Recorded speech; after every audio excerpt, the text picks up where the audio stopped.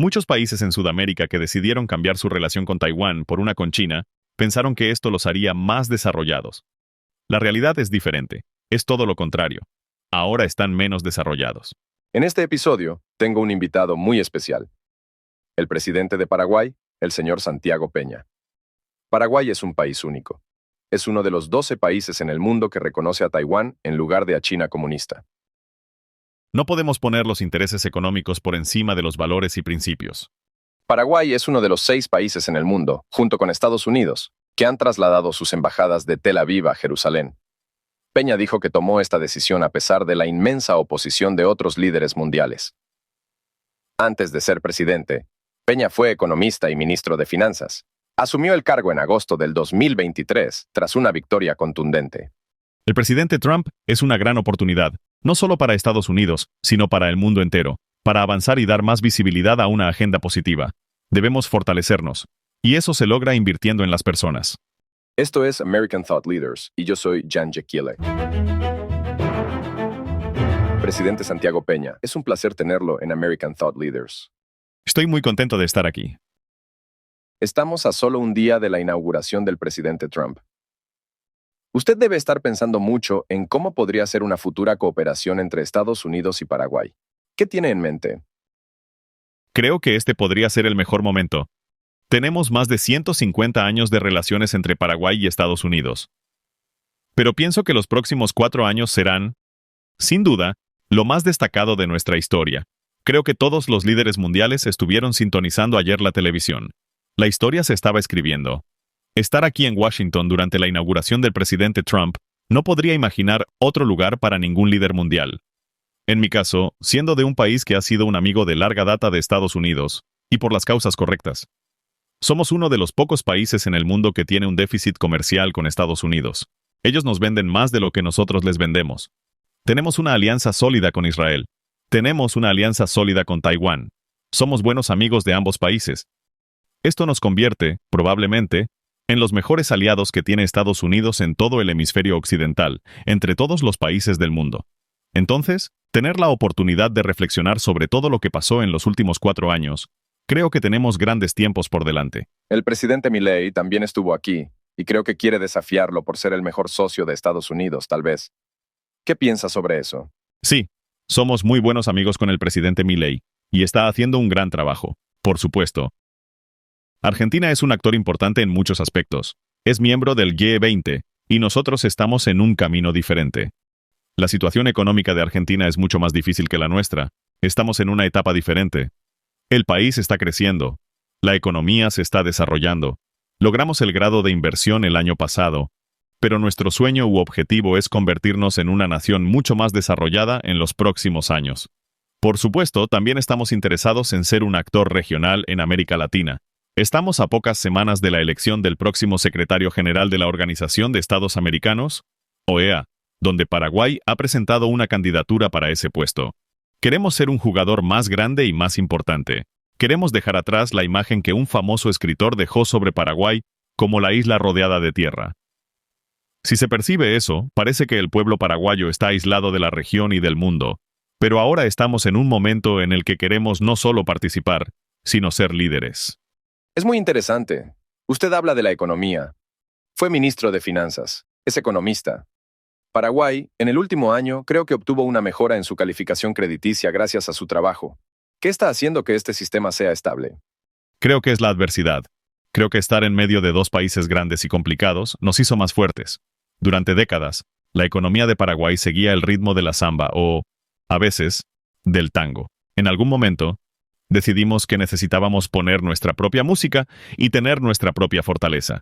Así que comenzamos a hacer muchos cambios, y esto fue hace 25 años, cuando iniciamos un proceso de reformas, teniendo un banco central más independiente y una política fiscal más responsable. Durante más de 25 años, hemos seguido un camino silencioso pero muy efectivo, que ahora nos permite obtener y cosechar estos resultados. Obtener el grado de inversión no es un detalle menor. Durante 10 años, ningún país en el mundo logró por primera vez el grado de inversión. El último fue Filipinas hace 10 años. Así que, para que Paraguay obtenga esto y se una a un grupo muy selecto de países que están rindiendo por encima del resto, es un privilegio tremendo. Pero esto no es nada. Esto no es nada comparado con lo que creemos que podemos ser en los próximos años. Por eso fui a París en diciembre del año pasado a la OCDE, la Organización para la Cooperación y el Desarrollo Económico, y les pedimos que inicien los procedimientos para que Paraguay se convierta en miembro pleno. Este es el club de los países con los más altos estándares de vida y las mejores prácticas en el mundo. Este es el tipo de desarrollo que estamos visualizando, y sentimos mucha confianza de que si seguimos este camino, si continuamos con la trayectoria de Paraguay, si seguimos rindiendo por encima de nuestros pares, Paraguay se convertirá no solo en el país con el mayor nivel de desarrollo en América Latina, sino entre los mejores del mundo. Y ha logrado reducir la tasa de pobreza drásticamente en los últimos 20 o 30 años. Sí, pasó del 60% a un poco menos del 20%. Estamos convencidos de que no hay absolutamente ninguna razón para que un país que produce alimentos para 100 millones de personas, un país que tiene tierra, agua, electricidad limpia y renovable, todavía tenga personas viviendo por debajo de este estándar mínimo. Así que estamos mejorando el enfoque. Estamos mejorando la eficiencia. Implementé el año pasado programas importantes de alimentación escolar, ayudando a aliviar la pobreza en los más vulnerables, y más importante aún, creando empleos. La sociedad paraguaya está convencida de que la creación de empleo es el mejor programa social para que las personas se mantengan por sí mismas y, al final, sean libres. Creo que este es el concepto, la idea detrás de tener una economía de mercado y un gobierno que se enfoque en un conjunto muy limitado de cosas, permitiendo que el sector privado se enfoque en la creación de riqueza en la sociedad. Me decía, hice una broma más temprano sobre la primera pregunta que iba a hacerle, que era, cuénteme sobre la Marina paraguaya. Y me respondió, bueno, Jan, en realidad déjeme contarle sobre el increíble sistema de barcazas que tenemos. ¿Por qué no me cuenta sobre eso? Absolutamente. Paraguay, a primera vista, parece un país aislado, un país sin salida al mar. Pero de hecho, está rodeado por un sistema de ríos. Y estos son los dos sistemas fluviales más grandes que traen el agua dulce del Amazonas. El Amazonas funciona como una esponja. Recolecta mucha agua de la lluvia. Luego, toda esa agua dulce pasa por los ríos hasta el mar y atraviesa directamente el centro de Paraguay. Tenemos este sistema de ríos que nos permite movilizar el 90% de todos los bienes que producimos. Estamos hablando de la segunda economía más abierta de América Latina después de México. Somos una economía muy abierta. Comerciamos con el resto del mundo. Y la única forma de hacerlo es conectarnos logísticamente. Estamos un poco lejos del océano, pero contamos con este sistema de ríos que nos permite movilizar bienes. Hoy Paraguay tiene la tercera flota de barcazas más grande del mundo. China es la número 1. Estados Unidos, con el sistema del río Mississippi, es la número 2. Y Paraguay ahora ocupa el tercer lugar. Y esto sigue creciendo, ya que vemos que algunas regiones de Brasil, que están más aisladas que Paraguay, también necesitan el agua. El estado de Mato Grosso do Sul, que produce la mayor parte de la producción agrícola y minera de Brasil, necesita los ríos. Estamos invirtiendo mucho en mejorar la navegabilidad de la vía fluvial. Esto continuará expandiéndose. Pero la vía fluvial también nos permite convertirnos en el pequeño Qatar de la sostenibilidad. Paraguay es probablemente el mayor productor per cápita de energía limpia y renovable en el mundo. Exportamos el 80% de toda la electricidad que producimos. Consumimos solo el 20%. Esto se expande cada año. El año pasado, el consumo de energía creció un 20%. Esto proviene principalmente de 2 represas hidroeléctricas enormes. Estamos hablando de la planta hidroeléctrica más grande del mundo, más grande que la de las 3 gargantas en términos de producción de energía. Se llama Itaipú. Fue diseñada hace 50 años. Se construyó hace 40 años y, aún hoy, es la más grande del mundo gracias a ese enorme sistema de ríos. Es increíble. Pero hablando de agua, ayer el presidente Trump prometió renombrar el Golfo de México como el Golfo de América. ¿Qué opina? Bueno, es muy interesante. Debo reconocer que durante la primera administración de Trump, no entendí muchas de sus estrategias. Ahora las entiendo mucho mejor. Creo que a veces la gente se confunde con las acciones y no ve la estrategia detrás de ellas. Pienso que el presidente Trump está adoptando una postura muy firme con México, Canadá y también con Groenlandia, una posición muy fuerte.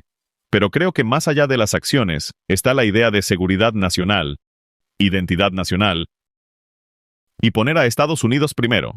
No está en contra de México, no está en contra de Canadá. Él está a favor de los estadounidenses, de los ciudadanos de Estados Unidos. Los pone primero. Y creo que esta es una gran manera de pensar. Pienso que Estados Unidos ha prestado mucha atención a muchas partes del mundo. No hablo solo de la administración anterior. sino de los últimos 25 años, con la idea de un mundo más globalizado y el comercio internacional. La entrada de China a la Organización Mundial del Comercio, OMC, hace 25 años generó muchos beneficios, pero también creó muchos riesgos y amenazas para la economía mundial y para Estados Unidos. Creo que el presidente Trump en esta segunda administración estará mucho más enfocado en garantizar que su visión y estrategia se implementen pronto. Mencionó algo relacionado con esto antes en la entrevista, pero ¿y piensa que la forma en que Paraguay se relacionará con Estados Unidos será muy diferente con esta administración en comparación con la anterior? Absolutamente. Paraguay siempre ha sido un muy buen amigo de Estados Unidos. Siempre hemos tenido una gran relación. Uno de nuestros principales problemas es que no somos un problema. No somos un país conflictivo. Por eso, no recibimos mucha atención, ¿cierto? Pero el hecho, la verdad, es que cada vez que hubo un presidente demócrata en la Casa Blanca, la relación con Paraguay y América Latina fue muy baja. Por ejemplo, ningún presidente paraguayo fue recibido por un demócrata en la Casa Blanca durante el tiempo de democracia. Nunca. Siempre fue un republicano. Fue el presidente Bush. Fue el presidente Trump en la administración pasada. Pero nunca un demócrata recibió a un presidente paraguayo sin que hubiera algún conflicto o problema, ¿cierto? Así que creo que esta será una gran oportunidad para visibilizar, mejorar y dar más relevancia a una agenda positiva. Creo que Estados Unidos ha dedicado mucho tiempo a tratar de resolver problemas en países conflictivos sin prestar atención a los países buenos, a los aliados que comparten las mismas ideas, que creen en la libertad, en el respeto al Estado de Derecho, y por supuesto, unir fuerzas para garantizar que estas ideas vayan más allá de nuestras fronteras. Hablemos ahora del Canal de Panamá. Es una gran vía fluvial, obviamente. Sí, sí. ¿Cuáles son las implicaciones de que el presidente Trump quiera recuperar el control estadounidense del canal? Nuevamente, creo que mucha gente se está enfocando en la acción y no entiende la estrategia. Pensar que Estados Unidos recuperará físicamente el control del canal creo que será muy difícil. Pero no podemos ignorar el hecho de que la influencia de China en el uso del canal, al igual que en muchas otras infraestructuras en América Latina, está poniendo en riesgo el comercio internacional, el comercio mundial y el comercio con Estados Unidos. Así que creo que lo que el presidente Trump quiere, según mi interpretación, es asegurarse de que Estados Unidos sea tratado de manera justa. Que ese activo, construido hace casi un siglo con los recursos de Estados Unidos y entregado a través de un gran acuerdo entre el presidente Carter y Trujillo, siga siendo una fuente viable de prosperidad y crecimiento para las Américas y para la región, y no una herramienta para la expansión del comercio chino. Y esto lo entiendo muy bien, porque Paraguay no es un aliado de China. Paraguay es un aliado de Taiwán. Así que entendemos muy bien la amenaza y el riesgo que Estados Unidos ve con la expansión del comercio chino. Esto, si se me permite, es algo realmente notable, ¿cierto? Solo hay 12 países en el mundo que reconocen a Taiwán y no al régimen chino. Y Paraguay es el más grande. Y Paraguay es el más grande.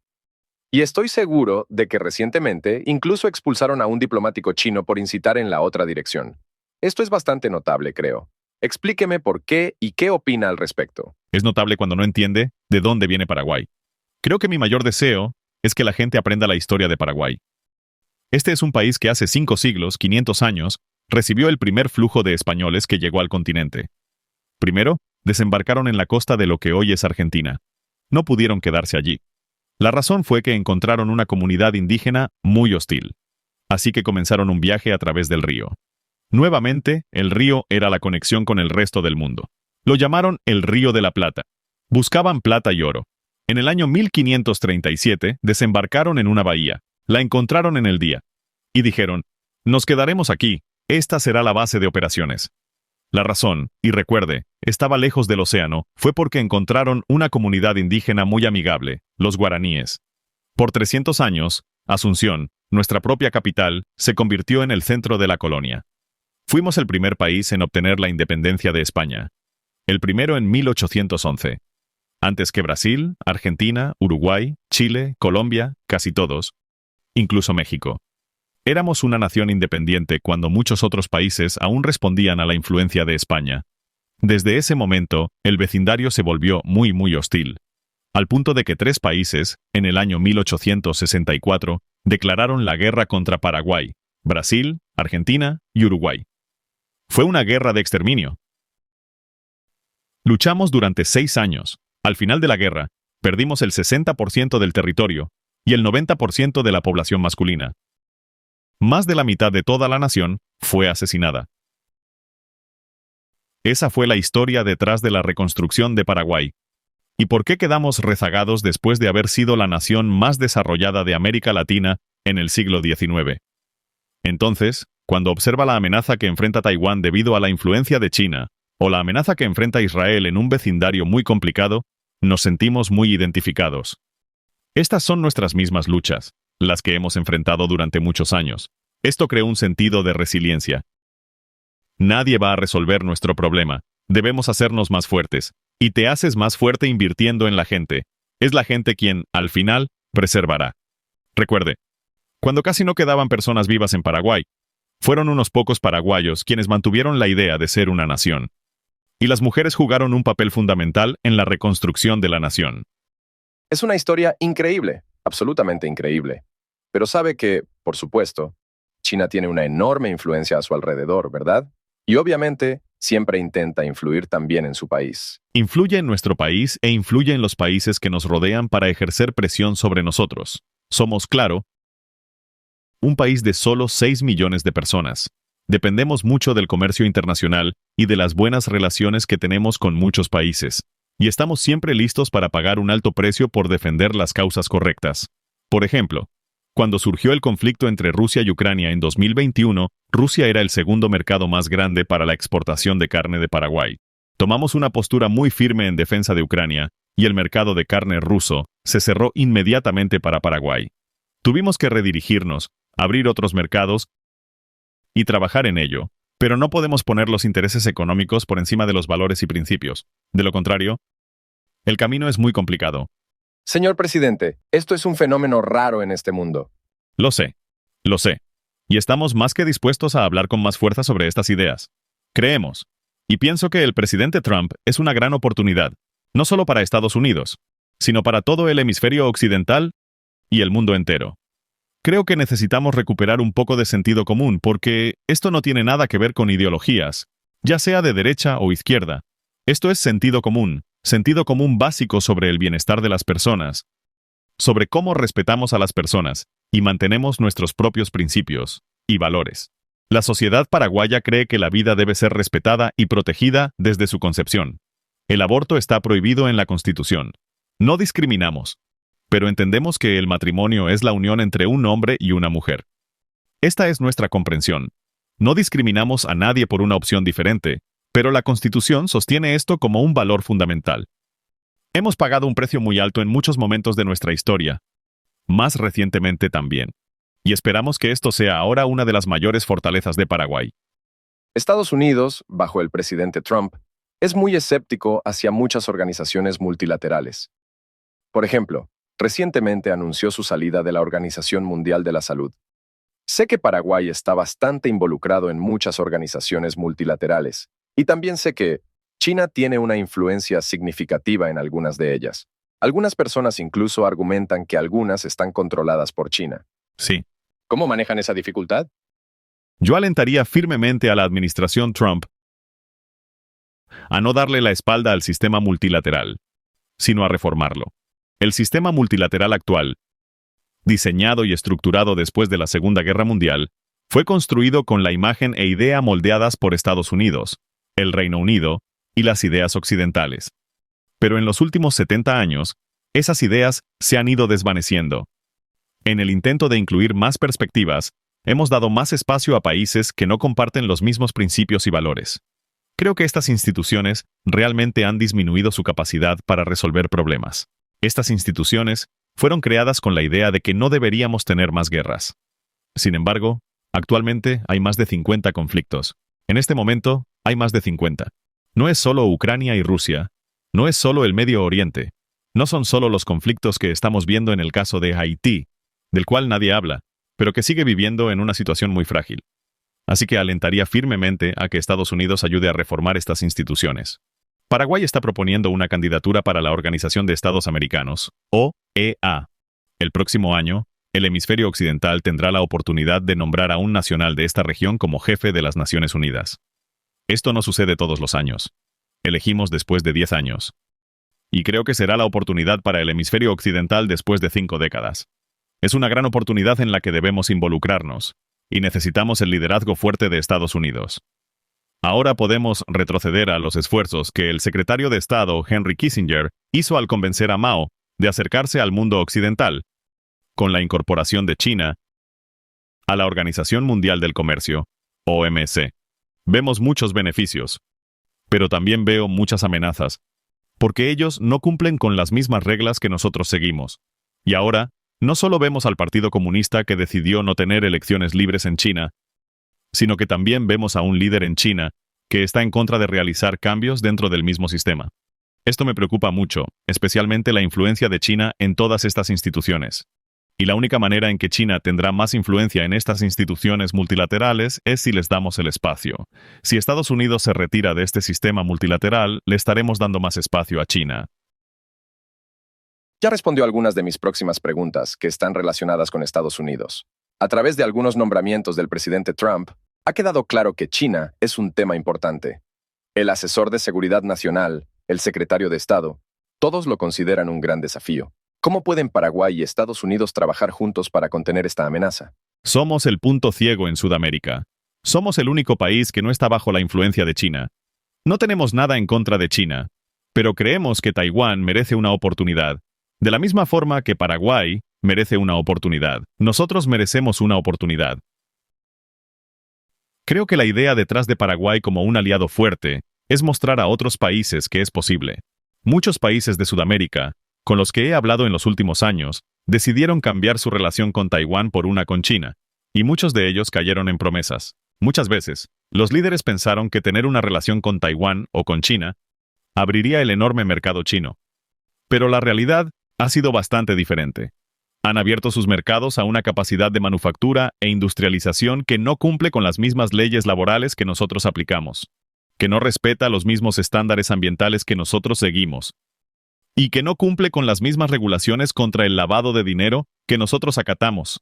Las reglas no son equitativas, y muchos de ellos dijeron, mira, pensé hace 5 o 10 años que al tomar esta decisión, mi país sería mucho más desarrollado. Pero la realidad no es esa. Es todo lo contrario. Ahora están menos desarrollados. Dependen más de productos manufacturados de Asia y menos de su capacidad para crear empleos en su propio país. Por eso decidimos seguir un camino diferente. Somos un país relativamente pequeño que ha desarrollado una industria basada en productos de alta calidad que pueden competir con cualquier país del mundo, incluida China. Porque nuestro mayor socio comercial es Brasil. Muchas de las industrias que vienen a Paraguay provienen de Brasil, pero no trajeron los empleos desde Brasil. Son empresas brasileñas que antes compraban productos en Asia. Dijeron, prefiero comprarlos de un país vecino. Esto refleja la idea del nearshoring o friendshoring, que creo tiene mucho sentido. ¿Qué piensan los taiwaneses de ustedes? Piensan que somos muy buenos amigos. Los he conocido durante muchas décadas. Fui a Taiwán en mis 20s. Me asombró la historia de lo que hizo Chiang Kai-shek, y, por supuesto, cómo evolucionaron de una dictadura al principio a una democracia, y cómo la democracia fue capaz de producir resultados mucho mejores. Esa es también nuestra historia. Recuerde que tuvimos que soportar la dictadura más larga de Sudamérica. 35 años bajo un régimen militar. Ahora llevamos 36 años de democracia, y los resultados son muchísimo mejores. Todavía nos queda mucho por avanzar, pero los resultados son asombrosamente mejores. Mis padres, señor presidente, escaparon de la Polonia comunista en los años 70. Y ocurrió que en 1989, esa dictadura se convirtió en una democracia. Y, según entiendo, ese fue el mismo año para Paraguay. Y parece que han logrado mantenerla desde entonces. Sí, porque el sentimiento no viene de arriba, sino desde abajo. Fui a Israel en diciembre, hace unas semanas, y abrí la embajada paraguaya en la capital eterna de Jerusalén. Un movimiento bastante controversial. Muchos líderes mundiales me llamaron para pedirme que no lo hiciera. Pero dije, lo haré porque esto es lo que desea el pueblo paraguayo. Cuando estaba en campaña y viajaba por el país, ya sea en universidades o en áreas rurales, la gente me preguntaba qué haría para apoyar a Israel. Y esto lo digo antes de los horribles ataques del 7 de octubre. Fuimos allí y lo hicimos con plena confianza de que era lo correcto. Probablemente en el peor momento para nuestros amigos. Así que creo que, a medida que la gente conozca más sobre la historia de Paraguay y más sobre su gente, podrán entendernos mejor. Y con un gran sentido de humildad, Creo que Paraguay tiene mucho que ofrecer a la región y al mundo, y tal vez se convierta en un faro en muchas de las cosas que queremos preservar. Me refiero a la libertad, la democracia, el Estado de Derecho, y la simple idea de que nadie debe ser obligado a hacer algo. Todos deberíamos poder vivir libres en este mundo. Si tuviera una esperanza para los próximos, digamos 4 años, ¿cuál sería la cosa más importante? Convencer al pueblo estadounidense y a los principales actores, como el Capitolio y el Congreso, de que la relación entre Estados Unidos y Paraguay importa mucho más de lo que ellos creen. Esto es, sobre la relación bilateral con Estados Unidos y el pueblo estadounidense. Porque yo dejaré de ser presidente de Paraguay, pero el país seguirá ahí. El país quiere seguir desarrollándose y defender los mismos ideales que el pueblo estadounidense quiere preservar. Esta es la democracia más grande que jamás haya existido. Así que para nosotros esto es muy, muy importante. Y para mi pueblo, para la gente de Paraguay, mi mayor deseo es que se vuelvan tan ambiciosos, que trabajen muy duro para hacer de Paraguay la nación más grande del mundo. Vaya, esa es una declaración difícil de igualar. Pero, sabe, esa era la creencia en el siglo XIX cuando Paraguay decidió independizarse. Imagine, estamos hablando de la época colonial, y todos los países de Sudamérica eran protectorados de la corona española. Y los paraguayos, jóvenes paraguayos, tuvieron la idea de la libertad y la independencia, y fuimos los primeros en independizarnos. Esa idea y esas nociones hicieron que el país fuera la nación más desarrollada en la década de 1850. Paraguay tuvo el primer tren a vapor en Sudamérica. Fue un país que logró erradicar el analfabetismo en 1850. Era el capital humano más avanzado. Y ese avance fue lo que creó esta falta de tolerancia y envidia de nuestros vecinos. Ellos decidieron que querían borrar a Paraguay de la faz de la tierra. No fue por nuestra geografía. No teníamos la mejor geografía. Fue nuestra creencia en convertirnos en una gran nación. Pagamos un precio muy alto por esos sueños, y esos sueños, créame, están muy presentes en todos nosotros. Quiero tocar ese tema, mencionó el alfabetismo. Desde muy temprano, básicamente, lo lograron en todo el país. Pensaba para mí mismo, ¿cómo es que todo el pueblo paraguayo, en una economía donde una parte importante es de subsistencia, uno no necesariamente asocia eso con una población altamente alfabetizada que se preocupa por asuntos internacionales, ¿verdad? Sí, bueno, para un país y una nación que estuvo al borde de la extinción y después de la guerra, primero que todo, los aliados se quedaron. Cuando la guerra terminó en 1870, las tropas brasileñas permanecieron en el poder por otros 7 años. Así que el proceso de reconstrucción del país y sanar muchas de las heridas no se resuelve de un día para otro. Este sentimiento de que Paraguay se convirtió en una isla rodeada de tierra, un país aislado, se dio porque los paraguayos tenían miedo. Nuestros abuelos y bisabuelos crecieron en un país que se reconstruyó desde las cenizas, y esas cenizas eran parte del fuego que trajeron nuestros vecinos. No fue una nación extranjera lejana, al otro lado del océano.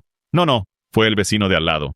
Así que muchos de los problemas que Paraguay ha tenido que soportar tienen que ver con heridas abiertas que, poco a poco, se están cerrando, y estamos dejando atrás. Y lo hemos decidido, porque no encontrará en Paraguay a nadie que hable de esto con un sentido de ira o venganza. No, ya hemos sanado esa parte de la historia, pero queremos recuperar un lugar más relevante en el mundo. Señor presidente, ¿algún pensamiento final para terminar nuestra entrevista? Espero recibirlos en Paraguay. Estoy seguro de que encontrarán mucho más de lo que mencioné en esta entrevista. Bueno, puedo decirle que estoy increíblemente inspirado para aceptar su invitación después de hablar con usted. Señor presidente, muchas gracias. El placer es mío. Gracias a todos por acompañarnos al presidente Santiago Peña y a mí en este episodio de American Thought Leaders. Soy su anfitrión, Jan Jekielek.